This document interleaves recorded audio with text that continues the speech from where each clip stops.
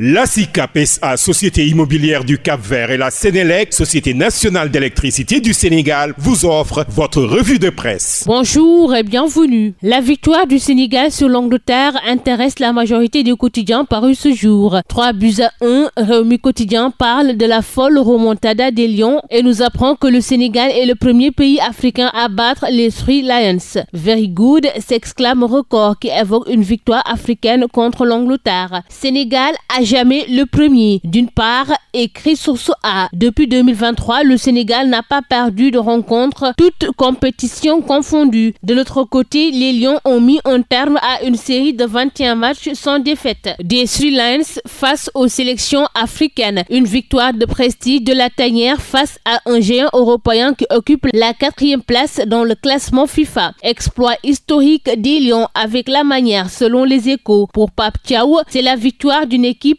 qui s'est sacrifiée. Thomas Tuchel minimise et s'interroge. Aurions-nous fêté ça de la même manière? Harry Kane de renchérir. On ne trouve pas le bon rythme, on a perdu notre agressivité. Première défaite des Anglais devant une équipe africaine, écrit Le Soleil. Après la France en 2002, le Brésil en 2023, le Sénégal s'offre une nouvelle victoire de prestige face à une équipe qui l'avait sèchement battu en 8e de finale de la Coupe du Monde 2023. Avant d'afficher les Lions bouffent les Three Lions. Foot de joie, s'exclame l'Observateur. 90 minutes historiques d'un braquage à l'anglaise. Sarr, Diarra, Sabali sont les nouveaux rois de City Ground. Pape Thiaw salue un exploit de guerrier, la victoire d'un groupe qui s'est sacrifié. Une date à inscrire en lettres d'or souligne enquête qui parle d'une revanche historique face aux Three Lions qui avaient éliminé le Sénégal en 8e du mondial 2022. Enquête d'afficher exploit royal à Nottingham. L'exploit des Lions selon la formule de Sud Quotidien. L'équipe de Pape Thiaw terrasse les Three Lions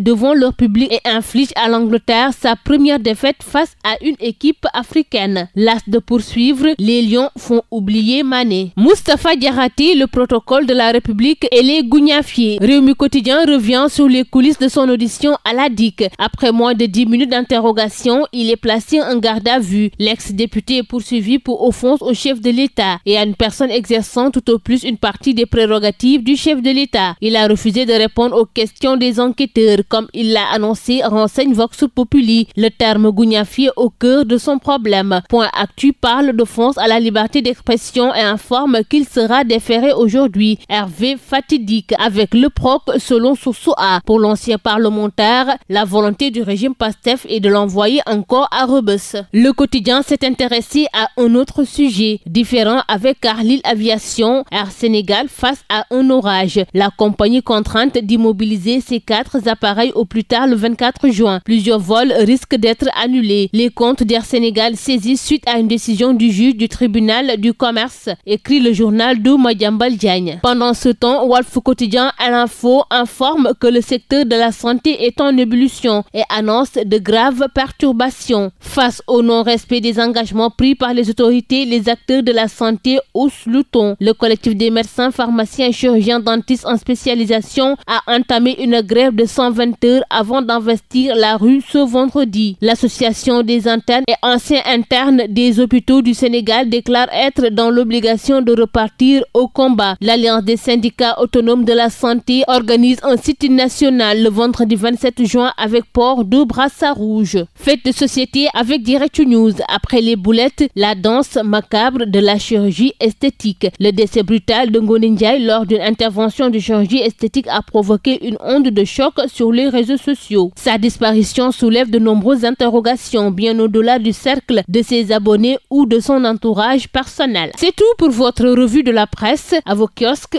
et très bonne lecture. La SICAP SA, Société immobilière du Cap-Vert, et la Sénélec, Société nationale d'électricité du Sénégal, vous ont offert votre revue de presse.